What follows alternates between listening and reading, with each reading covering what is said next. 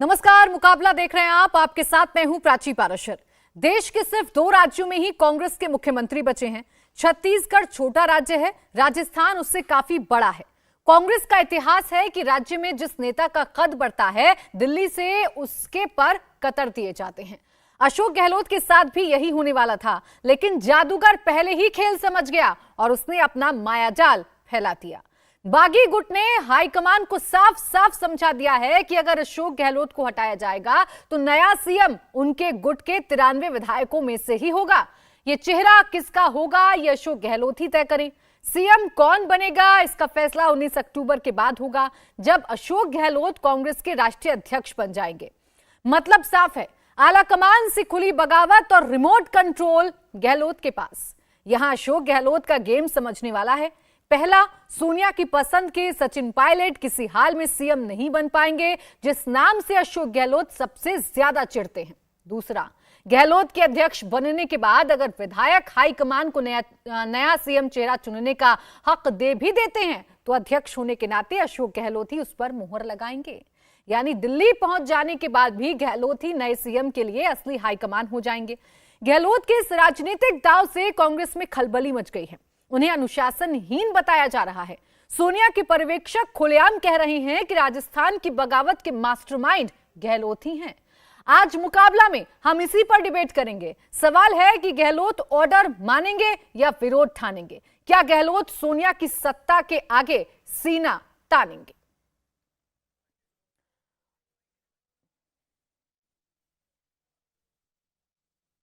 Sonia Gandhi ji, Rahul Gandhi ji, Ashok Gehlot ji party के नेता है। यदि एमएलए इकट्ठे हो गए संसदीय कार्य मंत्री के घर पर और इकट्ठे होकर कोई बात कह दी तो कोई गुनाह नहीं किया। यही एमएलए इकट्ठे होकर होटल में पार्टी नेतृत्व के आह्वान पर, सोनिया गांधी जी के आह्वान पर अजय माकन जी के साथ बैठकर और सरकार को बचा रहे थे, तब बीजेपी अटैचियां लेकर घूम रही थी। बहुत लोग अटैचियां लेकर चले गए थे, लेकिन ये लोग एमएलए सब बैठकर होटल में सरकार को बचा रहे थे, सरकार को बचाया। इसलिए सोनिया गांधी जी, राहुल गांधी जी, अशोक गहलोत जी का कोई विरोध नहीं है। कांग्रेस के साथ खड़े, लड़ेंगे कांग्रेस के साथ बीजेपी से और मरेंगे कांग्रेस के साथ बीजेपी से। हमारे बड़े भाई हैं, उस नोटिस को सहसम्मान लेंगे और जवाब देंगे यदि ऐसा कोई होगा तो परिवार का मामला। ये घटनाक्रम ऐसा है कि जो कल का घटनाक्रम हुआ है, ये मान लेना कल हमारा नेतृत्व कहेगा भाजपा का षड्यंत्र विफल हो गया। बीजेपी राजस्थान में सरकार गिराना चाहती है। जैसा उस वक्त हुआ था वैसा अब चालू हो गया है। अब सरकार बचाना जरूरी है। मैंने मुख्यमंत्री अशोक गहलोत जी से कहा है, आपकी जादूगरी चलानी पड़ेगी। कि बीजेपी वाले पापी जाग गए हैं। आटे दाल चावल की महंगाई, पेट्रोल डीजल की महंगाई, आत्महत्या कर रहे हैं 1 घंटे में 4 आदमी। उससे ध्यान हटाने के लिए बीजेपी अब राजस्थान पे अटैक करेगी। महाराष्ट्र में एक साथ ले गए और तोड़ दिया। उद्धव ठाकरे फैमिली का कितना रुतबा है, डरते थे लोग, उनको तोड़ दिया बीजेपी वालों ने। कितना बड़ा पाप किया। तो यहाँ तो तैयारी बैठी है बीजेपी। यदि हम हिम्मत से जवाब नहीं देंगे, सड़कों पर मुकाबला आन होने वाला है बीजेपी के साथ। तो आप देख लेना, खून बहाना पड़ेगा कांग्रेस के कार्यकर्ताओं को सड़कों पर। सुन लो, मैं कड़वी बात कह रहा हूं, तैयारी है बीजेपी की। मेरी बात बुरी लगती है, मैंने पहले भी कहा था गहलोत साहब को कि सरकार के खिलाफ षड्यंत्र हो रहा है, वो हुआ। अरे कहाँ, हमको तो notice ED, income tax, CBI के आते ही रहे हैं, उनका भी जवाब देते हैं। परिवार के नोटिस का भी दे देंगे। नोटिस से कोई टेंशन नहीं। गांधी जी और राहुल गांधी जी के आह्वान पर खून बहा देंगे सड़कों पर जब वो आवाज देंगे। लेकिन डेमोक्रेसी है, डेमोक्रेसी में अचानक एमएलए को पता चलता है मीटिंग हो गई, कोई अफवाह फैलती है तो क्लियर कर दीजिए। परिवार का मामला क्लियर हो जाएगा। लेकिन बीजेपी जो षड्यंत्र कर रही है सरकार गिराने का, उस षड्यंत्र से बचाने के लिए यदि एमएलए इकट्ठे होकर कोई बात कह रहे हैं तो वो बात सुनी जानी चाहिए। अब देखिए, प्रताप सिंह खाचरियावास भले ही ये कह रहे हैं कि आलाकमान के खिलाफ ये बगावत नहीं है, हम अपनी सिर्फ बातें रख रहे हैं, लेकिन अजय माकन और खड़गे को सोनिया गांधी ने ही बतौर केंद्रीय पर्यवेक्षक भेजा था। खाचरियावास समेत उनके विधायकों ने बात तक नहीं सुनी। इन केंद्रीय पर्यवेक्षकों की अगर हम बात करें तो इनकी बात नहीं सुनी गई। माकन और खड़गे की सोनिया गांधी से फिलहाल मुलाकात चल रही है। राजस्थान में बदले सियासी हालात की जानकारी दे रहे हैं। कांग्रेस महासचिव केसी वेणुगोपाल भी 10 जनपद पर ही मौजूद हैं। राजस्थान में क्या हुआ, राजस्थान में विधायक बागी कैसे हो गए और केंद्रीय पर्यवेक्षकों को खाली हाथ कैसे लौटना पड़ा, इन तमाम बातों की जानकारी फिलहाल सोनिया गांधी को दी जा रही है, क्योंकि जो हालात हैं वो फिलहाल हाथ से निकलते हुए नजर आ रही हैं। जो बागी विधायकों का गुट है या फिर यूं कहें जो अशोक गहलोत के विधायकों का गुट है, वो फिलहाल कुछ समझने के लिए, सुनने के लिए तैयार नहीं है, अपने स्टैंड पर कायम है और उनकी सीधी तौर पर यह मांग है कि जो दूसरा गुट है यानी सचिन पायलट को वो सीएम के तौर पर स्वीकार नहीं करेंगे।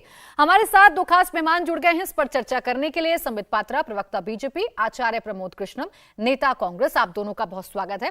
आचार्य प्रमोद कृष्णम जी, आप ही से शुरुआत करूंगी। ये क्या हो रहा है ऐसा राजस्थान में, कैसे धीरे धीरे करके पंजे से तमाम चीजें छूटती हुई नजर आ रही हैं? देखिए प्राची जी, राजनीतिक पार्टियों में राजनीतिक फैसले जब होते हैं तो कुछ ना कुछ थोड़ा बहुत मतभेद होता है। वो मतभेद कभी कभी ज़्यादा बढ़ जाता है। पार्टी एक परिवार की तरह होती है और पार्टी के अंदर जब इस तरह की परिस्थितियां पैदा होती हैं तो उनको सुलझाने के लिए प्रयास किया जाता है। राजस्थान का जहाँ तक सवाल है तो राजस्थान में नेतृत्व परिवर्तन की चर्चा चल रही थी। उसको लेकर के पार्टी हाईकमान ने ऑब्जर्वर्स नियुक्त किए। आदरणीय खड़गे जी, मल्लिकार्जुन खड़गे, और वहाँ के जो प्रभारी हैं आदरणीय अजय माकन जी को वहाँ भेजा। उन्होंने विधायकों की राय जानने के लिए प्रयास किया और एक बैठक आहूत की गई। लेकिन उस बैठक में विधायक पहुँच पाते उससे पहले ही एक जगह और विधायकों की असेंबली हुई, विधायक असेंबल हुए और वहाँ से ये एक बात निकल के आई कि साहब कुछ विधायक हैं जो सीएलपी की बैठक का बहिष्कार कर रहे हैं, कुछ विधायक हैं जो उनको कुछ ग्रीवेंसेज हैं। तो मुझे लगता है कि पहली बात तो यह है कि कांग्रेस पार्टी के अंदर एक बहुत ही बड़ा ऐतिहासिक फैसला लिया गया कि कांग्रेस का जो अगला अध्यक्ष होगा उसका इलेक्शन घोषित किया गया, इलेक्शन का प्रोसेस घोषित किया गया, उसकी प्रक्रिया चल रही है। दूसरा ये भी फैसला हुआ कि कांग्रेस का अगला अध्यक्ष जो है वो गांधी परिवार के बाहर का होगा। और तीसरा ये भी निर्देश दिया गया कि कांग्रेस के अध्यक्ष के चुनाव की प्रक्रिया को पारदर्शी रखा जाएगा और बड़ा फेयर ढंग से चुनाव होना चाहिए। बिल्कुल, देखिए बेशक आप इसे ऐतिहासिक बता सकते हैं आचार्य बीजेपी को ये मौका ना मिले कहने का कि साहब ये कांग्रेस पार्टी का जिस चेहरे को आप ये जिम्मेदारी सौंपने की, जिस चेहरे को ये जिम्मेदारी सौंपने की तैयारी थी या जिस चेहरे पर सबसे ज्यादा भरोसा जताया जा रहा था, जो सबसे ज्यादा करीबी बताया जाता है गांधी परिवार के, वो चेहरा ही अगर बगावत कर दे और आप इसे कहें कि पार्टी के अंदर का मामला है, परिवार में भी खटपट होती है। सर, ये कैसी खटपट है कि जो आला कमान के भेजे गए पर्यवेक्षक थे उनसे भी मुलाकात करना मुनासिब नहीं समझा, वो खाली हाथ लौट कर आए, रात भर इंतजार करते रहे लेकिन कोई विधायक मिला ही नहीं उनसे। देखिए प्राची जी, आप का सवाल जो है वो बहुत ही गंभीर है और वाजिब है। ये बात बिल्कुल ठीक है। मैं इसको इस तरह से कहना नहीं चाहूँगा कि साहब सब कुछ ठीक है। सब कुछ ठीक होता तो इस पे चर्चा क्यों हो रही होती। तो मैं ये कहना चाहता हूँ कि ये पार्टी की तरफ से जो ऑब्जर्वर गए थे मल्लिकार्जुन खड़गे और अजय माकन जी, ये उनका अपमान नहीं है, ये तो पार्टी नेतृत्व को एक चुनौती दी गई है, एक थ्रेट है। मुझे लगता है कि इस पर पार्टी हाईकमान बहुत गंभीर है और गंभीर होना भी चाहिए, क्योंकि कांग्रेस पार्टी की जो साख है, कांग्रेस पार्टी के जो नेतृत्व की साख है, वो ज़्यादा इम्पोर्टेंट है। सरकार बनी रहे, सरकार बनती रहे, सरकार का मुखिया कौन हो, सरकार का मुखिया कौन ना हो, ये सेकेंडरी चीज़ें हैं। पहली बात है कि पार्टी का अनुशासन बनाए रखना, पार्टी का डेकोरम मेंटेन करना। तो पार्टी का अनुशासन तोड़ने की जो कोशिश हुई है, इसके खिलाफ मुझे लगता है पार्टी हाईकमान बहुत ही गंभीर है और कोई सख्त फैसला लेगा। लेकिन सर, सख्त फैसले का इंतजार तो किया जाएगा। और बीजेपी की जो जी सर, बोलिए। मुझे लगता है कि संबित पात्रा जी को जरूर प्रसन्नता हो रही होगी इस बात पे कि कांग्रेस पार्टी के अंदर थोड़ा घमासान मचा हुआ है। लेकिन संबित पात्रा जी को मैं आश्वस्त कर देना चाहता हूं कि आपको खुश होने की कोई जरूरत नहीं है। कांग्रेस पार्टी ने बहुत से आंधी तूफान देखे हैं, ये भी हम लोगों की पार्टी का अंदरूनी मामला है, हम इसे सुलझा लेंगे। चलिए सर, आपकी बात पर मुस्कुरा तो रहे हैं संबित पात्रा जी, उन्हीं से जान लेते हैं। संबित जी, वो कह रहे हैं आग हमारे घर में लगी है, आप सिर्फ तमाशा देखकर खुश होते हुए नजर आ रहे हैं।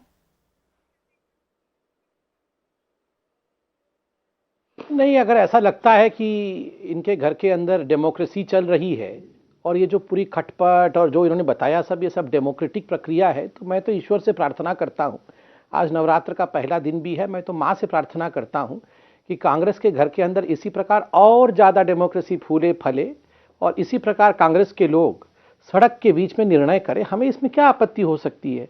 और सही बात है, हम तो दूर से ही, हम तो सड़क पे खून बहे चाहते ही नहीं। अभी मैं प्रकाश सिंह जी को सुन रहा था, वो तो बोल रहे थे सड़क पे खून बहाएंगे, सड़क पे खून बहाएंगे। हम नहीं चाहते सड़क पे कोई लड़ाई हो, इसलिए हम दर्शक दीघा में बैठ करके ये जो डेमोक्रेटिक प्रोसेस कांग्रेस का अनफोल्ड हो रहा है उसे बड़े प्यार से देख रहे हैं और मंद मंद मुस्कुरा भी रहे हैं। इसमें क्या बुराई है? देखिए, जहां तक कांग्रेस पार्टी का सवाल है, ये हाईकमांड ये 5-6 बार अभी आचार्य जी ने कहा ना, तो ये जो कमांड है ये हाई है। अब काहे बात की हाई है? ना तो सरकार है ना कुछ है, हर जगह मतलब कांग्रेस अपना प्राइम टाइम लो है, कोई टीआरपी कांग्रेस पार्टी की अब है ही नहीं, तो काहे का हाई? और ये कमांड, तीर नहीं कमान नहीं और हाई कमान, ये मुझे लगता है अब इनको अपने कॉन्स्टिट्यूशन में संशोधन करना चाहिए कि आगे से हम अपने नेतृत्व को ये हाई कमान नहीं कहा करेंगे, क्योंकि दोनों शब्दों का अब कोई सार्थकता नहीं रह गया है और आज के इस वाकया के बाद तो कतई कोई सार्थकता नहीं रह गई है। तीसरी बात, ऑन अ सीरियस नोट, आप सोचिए जरा, ये राहुल गांधी जी भारत जोड़ो यात्रा पे निकले हुए हैं और कांग्रेस पार्टी के अंदर ये घमासान मचा हुआ है। कांग्रेस पार्टी को जोड़ने की क्षमता आज राहुल गांधी के अंदर नहीं है, वरना जो व्यक्ति ये सपने देख रहा है कि मेरे कुछ किलोमीटर पैदल चलने से हिंदुस्तान जुड़ जाएगा, उस आदमी में तो इतनी क्षमता होनी चाहिए कि वो अगर फोन उठाकर वो गहलोत जी को कह दे कि अरे गहलोत जी ये क्या कर रहे हैं आप, अनुशासन में रहिए, तो गहलोत जी तो तुरंत लाइन में आ जाने चाहिए। यहां उनका जो तथाकथित आला कमान वो भारत जोड़ो में लगा हुआ है, तथाकथित भारत जोड़ो में, और यहां कांग्रेस पार्टी बिखर कर सड़कों पर गिर रही है। तो ये कॉन्ट्रडिक्शन देखिए। और अंतिम बात, प्राची जी, आज हिंदुस्तान में सबसे बड़ी जो जरूरत थी और जिसको नरेंद्र मोदी जी की सरकार ने पूरा किया, वो है स्थायी सरकार देने का, एक स्टेबिलिटी देने का।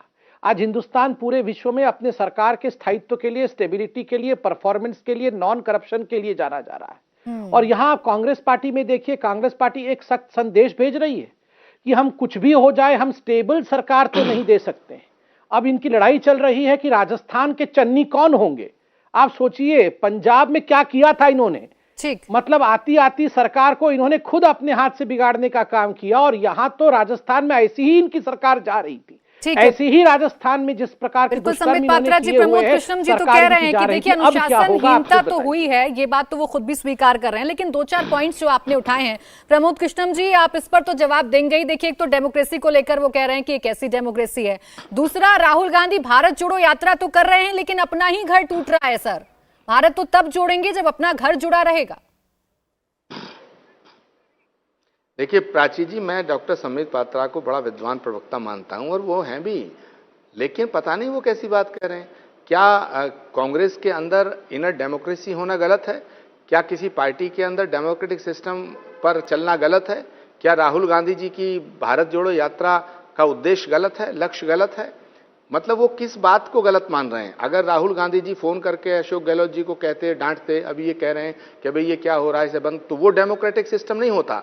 Rahul Gandhi ji purely democratic leader हैं और उन्होंने कांग्रेस पार्टी के संविधान के मुताबिक कांग्रेस पार्टी हाईकमान ने ये फैसला लिया, जिसको मैं हाईकमान कह रहा हूं।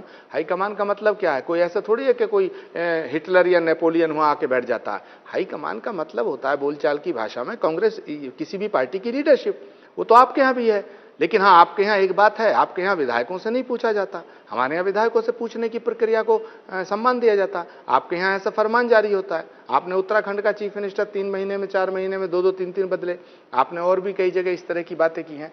हमारी पार्टी के अंदर, कांग्रेस पार्टी के अंदर एक डेमोक्रेटिक सिस्टम है।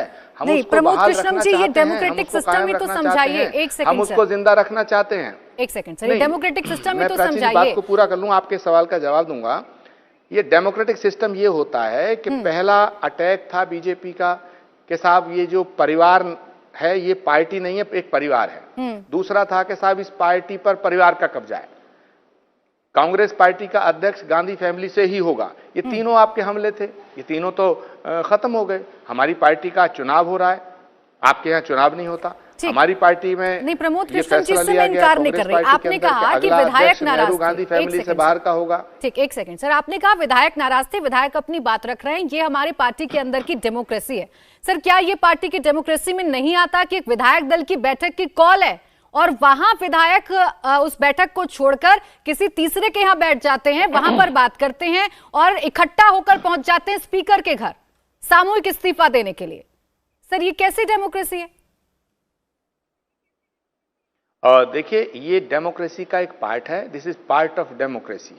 और अगर किसी भी विधायक को ये गलतफहमी हो कि वो कांग्रेस पार्टी के नेतृत्व के खिलाफ जा सकता है, तो मुझे नहीं लगता है कि फिर उसके खिलाफ कार्रवाई नहीं होनी चाहिए। वो कार्रवाई होगी, लेकिन ये जांच का विषय है। अभी वहां के जो ऑब्जर्वर्स गए थे, कांग्रेस लीडरशिप ने ये फैसला लिया है कि उनसे बात हो रही है, वो रिपोर्ट अपनी सौंपेंगे। यदि कांग्रेस नेतृत्व के खिलाफ कोई साजिश होती है तो उन सबके खिलाफ कार्रवाई होगी, सुनिश्चित की जाएगी, मैं ये कहना चाहता हूं। लेकिन ये संबित पात्रा जी इस बात का जवाब दें कि क्या भारत जोड़ो यात्रा गलत है, क्या कांग्रेस पार्टी के अंदर जो चुनाव हो रहा वो गलत है, क्या कांग्रेस पार्टी के अंदर जो विधायकों से राय लेकर के फैसला होता है ये गलत है? पात्रा जी, आपको हर चीज से दिक्कत क्यों हो जाती है? पहले आप हो हल्ला करते थे जो प्रमोद कृष्णन जी कह रहे हैं। 10 सेकंड, एक सवाल और एक एक करके ले लूं सर, फिर तो सारे सवाल हो जाएंगे। फिर जवाब नहीं दिया अगर संबित पात्रा जी। चलिए, मेरे सवालों का जवाब वो देंगे नहीं, लेकिन ले लीजिएगा। हाँ, मैं ले लेती हूँ ना। संबित पात्रा जी, आपको हर चीज में दिक्कत क्यों हो जाती है? कि अगला अध्यक्ष गांधी परिवार से बाहर का होगा। आपके सवालों को ले जा रही हूँ। पहले तो वो अध्यक्ष पद के चुनाव नहीं कराते थे, आपने हो हल्ला कर दिया। आप देखिए, चुनाव भी हो रहे हैं, अशोक गहलोत का नाम था जो नॉमिनेशन करने वाले थे। वो बात अलग है कि राजस्थान में फिलहाल किस तरीके का रायता फैला हुआ है। दूसरा, ये आपको कैसे लग रहा है कि भारत जोड़ो यात्रा गलत है?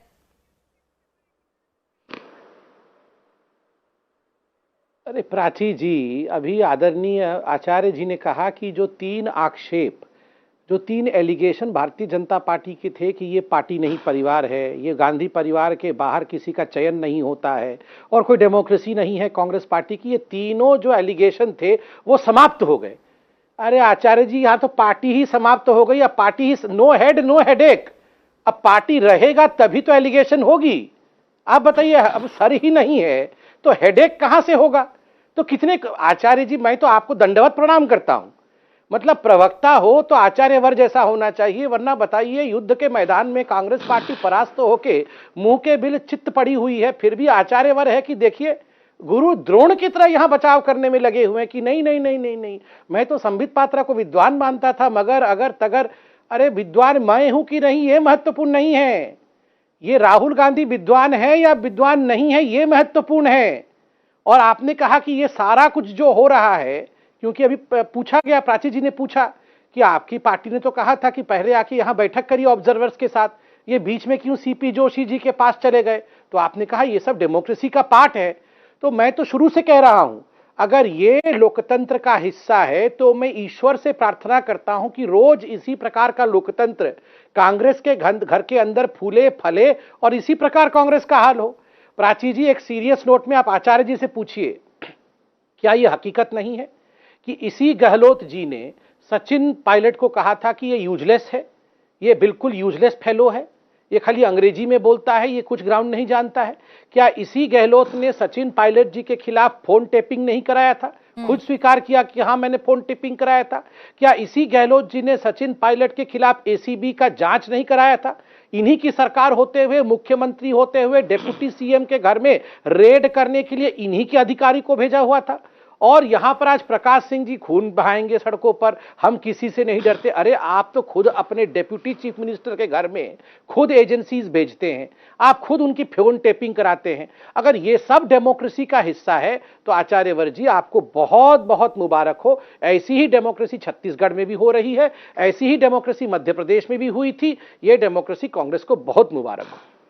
प्रमोद कृष्णम जी, डेमोक्रेसी का जवाब भी दे दीजिए कि कैसी डेमोक्रेसी है। और दूसरी बात यह है कि अपनी ही पार्टी के एक नेता को, एक कद्दावर नेता को अगर गद्दार कहकर आप बोलेंगे, संबोधित करेंगे, तो क्या मैसेज जाएगा सर आपकी पार्टी के लिए? ये है डेमोक्रेसी कि आप एक कद्दावर नेता को सबके सामने गद्दार बोलेंगे और कहेंगे कि उसे कुर्सी नहीं मिलनी चाहिए, चाहे किसी को भी मिल जाए? देखिए, जहाँ तक सवाल है कि हमारी पार्टी के किस नेता ने क्या कहा, तो उस पर पार्टी नेतृत्व ने संज्ञान तब भी लिया था और आज भी लिया जाएगा।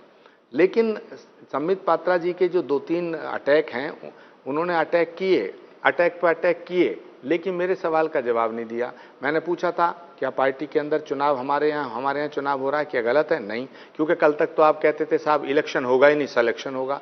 दूसरा मैंने ये पूछा उनसे कि आप कहते थे कि साहब इस पार्टी पर तो गांधी परिवार का, एक ही परिवार का कब्जा रहता है, गांधी परिवार इस कांग्रेस की अध्यक्षता नहीं छोड़ेगा। जब राहुल गांधी जी ने इस्तीफा दिया 2019 में, तो आप कहते थे ये नाटक है। फिर आपने कहा कि साहब ये इस्तीफा जो है वापस हो जाएगा। फिर आपने कहा साहब ये चुनाव भी होगा तो राहुल गांधी चुनाव लड़ेंगे। फिर आपने कहा साहब राहुल गांधी चुनाव लड़ेंगे तो वो कंसेंसस हो जाएगा, यानी कि इस पार्टी से गांधी परिवार अपना कब्जा नहीं छोड़ेगा। लेकिन वो सारे के सारे आपके हमले, आप अपनी बात को वापस लीजिएगा, कहिए कि आप गलत थे। नंबर 1, इस पर आपने जवाब नहीं दिया, ना आप दे सकते हैं, क्योंकि आपकी पार्टी के अंदर डेमोक्रेसी नहीं है, आपकी पार्टी के अंदर इलेक्टोरल प्रोसेस नहीं होता है, आपकी पार्टी के अंदर सिलेक्शन होता है, इलेक्शन नहीं है। ये कांग्रेस पार्टी ने एक इतिहास कायम किया है, आपको इसको अनुसरण करना चाहिए। दूसरी बात, अब सवाल आता है प्राची जी, आपका जो सवाल है, हाँ। तो मैं ये बात कहना चाहता हूं कि अशोक गहलोत जी बहुत सीनियर लीडर हैं, बहुत बड़े नेता हैं। अशोक गहलोत जी का बहुत सम्मान है, वो कई बार चीफ मिनिस्टर रहे हैं। अशोक गहलोत जी कांग्रेस नेतृत्व के बड़े निकट हैं, लेकिन अशोक गहलोत जी बड़े नेता के साथ साथ बड़े आदमी भी हैं, लेकिन वो कांग्रेस पार्टी के कांग्रेस से बड़े नहीं हैं, कांग्रेस के नेतृत्व से बड़े नहीं हैं। और अशोक गहलोत जी को ये बात समझना चाहिए, और मुझे लगता है कि वो समझ जाएंगे। जहां तक कांग्रेस नेतृत्व का फैसले का सवाल है, तो मैं आज भी आपको आपके चैनल के माध्यम से ये बताना चाहता हूं राजस्थान के हर एक विधायक को कि वो अगर उनसे कोई गलती हुई है तो वो उसको सुधारने का प्रयास करें, क्योंकि उनको 2023 का चुनाव कांग्रेस के सिंबल पे लड़ना है। प्रमोद कृष्णम जी, नाराज होकर चले गए पर्यवेक्षक, लेकिन अभी भी बैठक जो है अशोक गहलोत गुट के विधायकों की, वो अभी भी जारी है, वो अभी भी अपने स्टैंड पर कायम है, वो अभी भी सचिन पायलट को अपना नेता मानने के लिए तैयार है ही नहीं। उनका कहना है हम 93 विधायक हैं, इनमें से किसी को भी बना दीजिए। देखिए प्राची जी, विधायकों की संख्या कोई मायने नहीं रखती है, क्योंकि विधायकों की संख्या अगर मायने रखती तो सारे विधायक पंजाब में तो चन्नी के साथ थे। हशर क्या हुआ? पार्टी नेतृत्व जो फैसला लेता है तो वो विधायकों की संख्या को भी ध्यान में रखता है, राजनीतिक परिदृश्य को सामने रखता है, राजनीति के घटनाक्रम को सामने रखता है। तो 2023 का चुनाव, उन सभी विधायकों से मेरा आग्रह है कि यदि किसी वजह से कोई उनसे गलती हुई है, भूल चूक हुई है, ऐसा हो जाता है, इसीलिए समय दिया जा रहा है, लेकिन उन्हें यह फैसला तो करना ही पड़ेगा ना कि 2023 का चुनाव वो कांग्रेस के सिंबल पे लड़ेंगे या फिर गुलाम नबी आजाद साहब की पार्टी के सिंबल पे लड़ेंगे। ठीक है आचार्य प्रमोद कृष्णम जी, लेकिन देखिए सवाल ये बहुत बड़ा है सर, ये बहुत बड़ा है। सम्मानित विधायकों को मैं आपके चैनल के माध्यम से मैं एक अपील करना चाहता हूं, एक आग्रह करना चाहता हूं उन सभी विधायकों को जो राजस्थान में कांग्रेस के सिंबल पर चुन के आए हैं, जिनकी आस्था कांग्रेस नेतृत्व में है, जिनकी श्रद्धा, जिनका विश्वास, जिनकी निष्ठा कांग्रेस पार्टी के अंदर है, उन सबसे मैं आग्रह करना चाहता हूं कि वो किसी के बहकावे में ना आए। कांग्रेस पार्टी का नेतृत्व बलिदानी नेतृत्व है, त्यागी और पार्टी के अंदर रहकर ही आपके विधायकों को कौन भड़का रहा है? आप बेशक आरोप बीजेपी पर लग रहे हो, संबित पात्रा जी जो वहां पर नेता हैं राजस्थान कांग्रेस के, जो खासकर अशोक गहलोत गुट के हैं, वो कह रहे हैं हम तो पहले से कह रहे हैं कि देखिए अब बीजेपी राजनीति करेगी, बीजेपी अब साजिश करेगी और एक नया बवंडर खड़ा कर देगी कि देखिए अस्थिर हो रही है सरकार। ऐसी कोई प्लानिंग है क्या सर आपकी राजस्थान में? नहीं, आप बताइए बीजेपी ने किसके साथ मिलकर षड्यंत्र किया? ये अशोक गहलोत या सचिन पायलट, दोनों में से कौन बीजेपी का एजेंट है? आप बताइए। किसको हमने समझा दिया कि तुम जाके इस प्रकार से करो, हाईकमान की बात मत मानो, कांग्रेस के लीडर्स की बात मत मानो, सोनिया जी और राहुल जी की बात मत मानो, आपको बुलाया गया है आपके ऑब्जर्वर्स के पास, आप कमलनाथ के पास मत जाओ, अजय माकन के पास मत जाओ, इनसे बात मत करो, आप जाके सीपी जोशी को, ये जो 90-92 जितने भी एमएलए हैं, आप जाके यहाँ पर रेजिग्नेशन दे दो। ये भारतीय जनता पार्टी ने समझाया इनके विधायकों को, या भारतीय जनता पार्टी ने समझाया गहलोत जी को? मैं तो आचार्य जी के सामने बैठा हूं, आचार्य जी बोल दे कि गहलोत जी क्या संघ के एजेंट हैं, गहलोत जी क्या भारतीय जनता पार्टी के एजेंट हैं, या फिर सचिन पायलट है? तो ये बीजेपी करना बंद करे ना, खुद जाके अपने रिसोर्ट में रह रहे हैं। मुझे तो आश्चर्य हो रहा है कि ये सरकार जब से बनी है तब से ये बाड़ेबंदी की सरकार है, तब से आधे इनके बाड़ेबंदी में ही रहते हैं। कभी सचिन पायलट ग्रुप जो है वो बाड़ेबंदी में रहता है, तो कभी जो गहलोत ग्रुप है वो बाड़ेबंदी में रहता है। तो ये तो राजस्थान की बाड़ेबंदी की सरकार है, इसके पीछे भारतीय जनता पार्टी का हाथ क्या है? आचार्य जी बताए, इन दोनों में से कौन भारतीय जनता पार्टी का एजेंट है? गहलोत जी है या सचिन पायलट? बताए। प्रमोद कृष्णम जी। देखिए, संबित पात्रा जी जो बड़े भोले भाले अंदाज में बात कर रहे हैं कि देखिए साहब, हमारा तो इसमें कोई रोल ही नहीं है, हमारा तो इसमें कोई काम ही नहीं है। बताएं, राजनीति में जो होता है वो दिखता नहीं है, जो दिखता है वो होता नहीं है। तो ये सब जानते हैं कि ये क्या हो रहा है, क्यों हो रहा है, कैसे हो रहा है, किसके द्वारा हो रहा है। मगर मैं ये अभी नहीं कह रहा हूं कि जो कांग्रेस का अंदरूनी मतभेद चल रहा है उसमें बीजेपी कराना चाहती है, मगर बीजेपी इस खेल में माहिर है। बीजेपी और आपकी पार्टी और आपकी सरकार ये वॉच करती रहती है कि कहां है धुआं, उसको हवा दी जाए और शोला बना दिया जाए। अगर जरा सी चिंगारी कहीं मतभेद की होती है, किसी पड़ोसी के बालक का मतभेद अगर अपने माता पिता से हो जाता है, तो आप बालक को सही सलाह नहीं देते हैं, आप बालकों को बगावत पे उतारू करके माता पिता के खिलाफ भड़का देते हैं। तो ये आपका काफी पुराना स्टाइल है और आप यहाँ राजस्थान में भी खेल करना चाह रहे होंगे, लेकिन मैं आश्वस्त कर देना चाहता हूं कि आप पूरी ताकत लगा लो, राजस्थान की सरकार अपना पूरा कार्यकाल करेगी। राजस्थान का जो मुख्यमंत्री है सहमति और सर्वसम्मति से बदला जाएगा, और जो राजस्थान के अंदर हमारे ऑब्जर्वर्स महसूस करेंगे, उनकी रिपोर्ट कांग्रेस नेतृत्व को आ रही है। अगर उनको लगेगा कि संबित पात्रा जी से जवाब ले लूं, से फिर राजस्थान पर मैं आपसे जरूर एक सवाल बगावत करनी चाहिए, तो उनके खिलाफ कार्रवाई सुनिश्चित होगी। ठीक है, कार्रवाई होगी। संबित पात्रा जी, आप तो वो लोग हैं जो बच्चे को भड़काकर माँ बाप के खिलाफ कर देते हैं। यहाँ भी मौका ढूंढ लिया क्या आपने राजस्थान में कमल खिलाने का? प्रमोद कृष्णम जी का आरोप। नहीं, प्रमोद कृष्णन जी बोल रहे हैं कि बच्चे को हमने भड़का दिया। आप बताइए, राहुल गांधी जी को हमने भड़काया है? मोदी जी ने राहुल गांधी को फोन किया, या अमित जी ने फोन किया, या जेपी नड्डा जी ने राहुल गांधी को भड़का दिया? मतलब बच्चे से गलती हो गई, बच्चे के हाथ से कोई चिंगारी जल गई और हमने हवा कर दिया, यही बता रहे हैं ना? मतलब बच्चा मतलब तो राहुल गांधी को ही बता रहे होंगे, और किसको बच्चा बता रहे होंगे? मेरा सवाल कुछ और था, आपने उसको दूसरी तरफ घुमा दिया। राहुल गांधी जी से आपकी प्रॉब्लम क्या है? राहुल गांधी जी तो बेचारे भारत जोड़ो यात्रा पे पैदल चल रहे हैं, उनके पैरों में छाले हैं। बीच में मत बोलिए। गुरुवर मुझे कंप्लीट कर छाले। गुरुवर प्लीज मुझे बोलने दीजिए, बोलने दीजिए। देखिए, पहली बात तो है, अब बच्चे को किसने भड़काया मुझे नहीं पता है, वो बच्चा ही बता सकता है। अभी वॉकिंग कर रहा है बच्चा, वो आएगा तो आप ही पूछ लीजिएगा प्राची जी। नंबर एक, मुझे तो आश्चर्य हुआ, आचार्य प्रमोद कृष्णन देखिए बहुत ही विद्वान व्यक्ति है, आचार्य भी हैं, ये कह भी जाते हैं और आप पकड़ते भी नहीं हैं, मगर मैंने पकड़ लिया है। आज इन्होंने कहा, जब मैंने बोला आप बताइए इनमें से गहलोत जी और पायलट में से, दोनों में से कौन बीजेपी का एजेंट है, तो इस पे उत्तर क्या दिया आचार्य जी ने कि राजनीति में जो होता है वो दिखता नहीं, जो दिखता है वो होता नहीं। मतलब ये जो बाहर से दिख रहा है कि गहलोत जी कांग्रेस के सीएम पद से इस्तीफा नहीं देना चाहते, गहलोत जी सीएम बने रहने के लिए या अपने किसी व्यक्ति को सीएम बनाने के लिए षड्यंत्र कर रहे हैं, ये जो दिख रहा है ये है नहीं है। वास्तविक रूप से कहीं ना कहीं गहलोत जी बीजेपी से मिले हुए हैं और बीजेपी द्वारा संचालित हो। ये बहुत बड़ी बात आचार्य जी ने कह दी है आज कि जो होता है वो दिखता नहीं, जो दिखता है वो होता नहीं। बताइए, ऐसे व्यक्ति को जो भारतीय जनता पार्टी से मिला हुआ है उसको ये लोग कांग्रेस का अध्यक्ष बनाना चाहते हैं।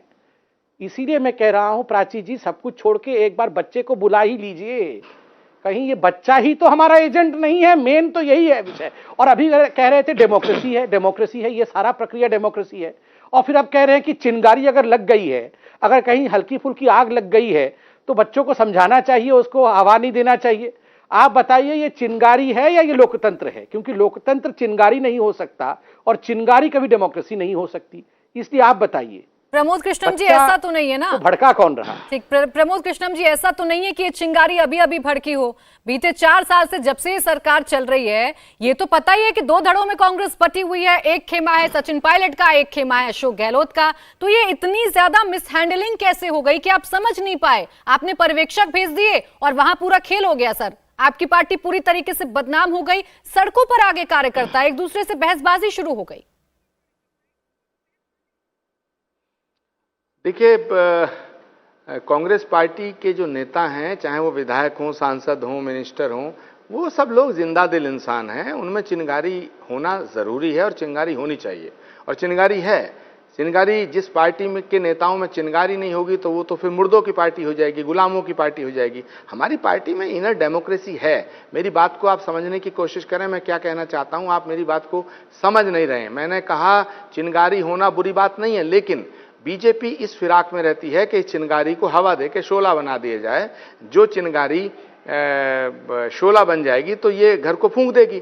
ये काम करने में मास्टरी है बीजेपी की, ये मैंने कहा। अब सवाल उठता है कि इन्होंने कहा साहब बीजेपी तो कुछ कर नहीं रही है। मैं कहना चाहता हूं कि राजस्थान की सरकार में भी कुछ लोग ऐसे हैं, उसी की तो जांच हो रही है कि आखिर किसके इशारे पर ऑब्जर्वर्स का अपमान हुआ, आखिर किसकी साजिश थी। इस साजिश का पता लगाना जरूरी है, और उसमें अगर कोई मिनिस्टर का नाम आएगा, किसी विधायक का नाम आएगा, तो उसके खिलाफ कार्रवाई की जाएगी। एक बात क्लियर कर दीजिए बस प्रमोद कृष्णम जी, ये जो साजिश का आप जिक्र कर रहे हैं, राजस्थान की सरकार में साजिश का आप जिक्र कर रहे हैं, खेल का जिक्र कर रहे हैं, ये अंदरूनी था या बाहर वाले थे?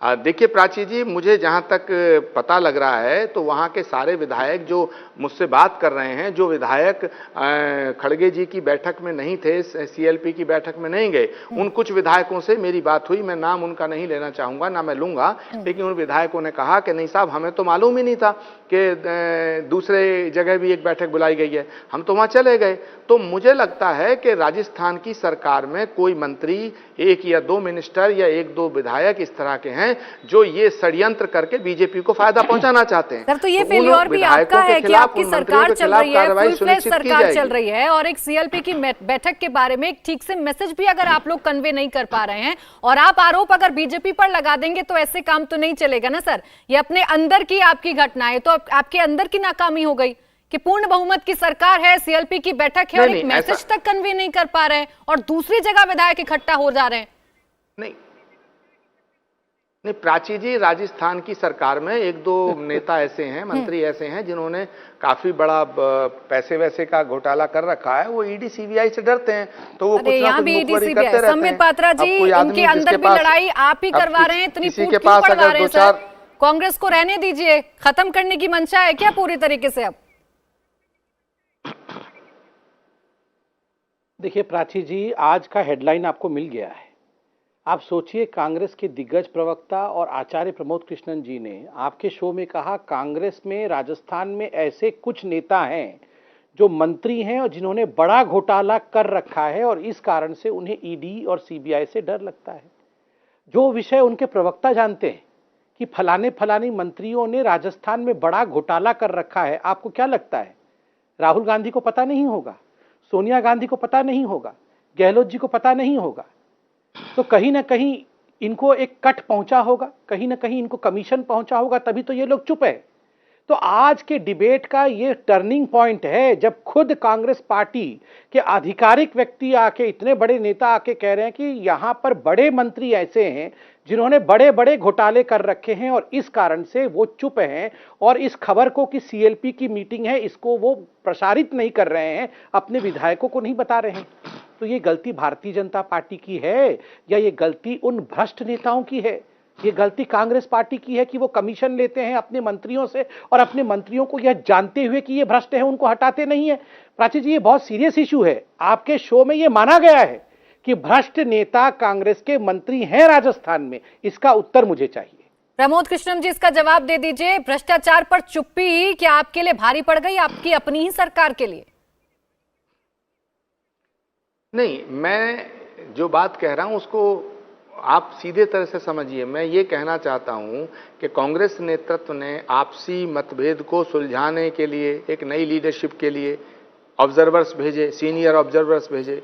उन ऑब्जर्वर्स की मीटिंग को डिस्टर्ब करने की साजिश जिसने की है वो बीजेपी को फायदा पहुंचाना चाहता है। तो मुझे जो सूचना मिली है या मेरी जो बातें हुई हैं उन विधायकों से, तो विधायक साफ साफ कह रहे हैं कि साहब हम बिल्कुल कांग्रेस नेतृत्व के खिलाफ नहीं हैं, हम कांग्रेस नेतृत्व के हर फैसले को मानेंगे। तो फिर ऐसे कुछ लोग हैं, तो उन्होंने ये बात हमारे संज्ञान में आई है कि कुछ ऐसे मंत्री हैं जिनके पास हजार, 2-2 करोड़ रुपया है, वो बीजेपी को फायदा पहुंचाने के लिए इस सारे झगड़े को बढ़ाना चाहते हैं। जबकि अशोक गहलोत जी को मुझे नहीं पता कि उनके मंत्रिमंडल के अंदर में कहा था वो अशोक, मेरी बात पूरी तो होने दीजिए, जब तो मैं क्लियर करूंगा। पैसे की गोलमाल की बात आपने कही थी कि पैसे का किस तरीके से वहां पर गोलमाल किया जा रहा है और उन्हें डर है ईडी सीबीआई का, इसीलिए संबित पात्रा जी की पार्टी को वो लोग फायदा पहुंचा रहे हैं। तो बड़ा सीरियस इश्यू है सर, इस पर तो आप लोगों को तुरंत वर्क करना चाहिए।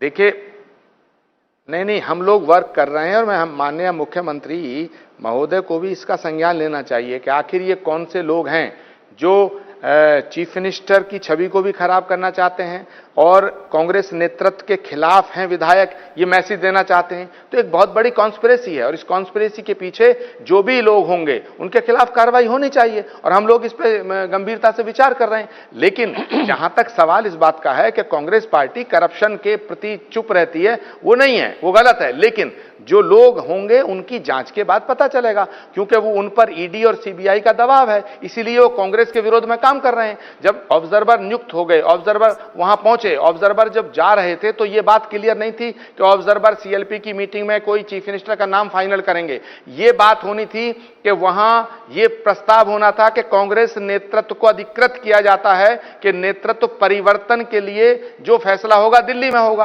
कांग्रेस के लिए ये तो परंपरा रही है कांग्रेस पार्टी की। तो उन सीएलपी की बैठक में विधायकों को कांग्रेस के सेंट्रल नेतृत्व को अधिकृत करना था। तो ऐसी तो कोई बात ही नहीं हो रही थी। आप बीजेपी की बेशक कह रहे हैं कि बीजेपी डरा रही है, लेकिन सर ये नाकामी आपकी है कि अगर कहीं पर मान लीजिए धुआं उठ भी रहा है तो सर कोई ना कोई बात तो रही होगी ना जिसका फायदा संबित पात्रा जी उठाने चल दिए। कुछ तो चूक आपकी तरफ से रही होगी ना जिसका फायदा बीजेपी उठाने को चल दी। संबित पात्रा जी जल्दी से सर फाइनल कमेंट दीजिए इस बात पर। अरे साहब, प्राची जी मुझे बताइए, अगर 5 सेकंड दीजिए संबित जी, मुझे बताइए अगर मैं प्राची जी अगर मैं अपने 10 सेकंड दे दीजिएगा सौम्य जी, अगर ये इसका भी जवाब दे दीजिएगा। संबित जी मुझे बताइए, प्राची जी मुझे बताइए, अगर मैं अपने आश्रम में आता हूं, किसी वजह से बाहर के गेट का ताला ना बंद करूं, आश्रम खुला रह जाए, तो पड़ोसी का फर्ज बनता है, हक बनता है कि उसके सब चोरी करके ले जाए? ये क्या मतलब हुआ? चलिए संबित पात्रा जी, कैसे पड़ोसी हैं आप कि ताला खुला रह गया तो मौके का फायदा उठा रहे हैं?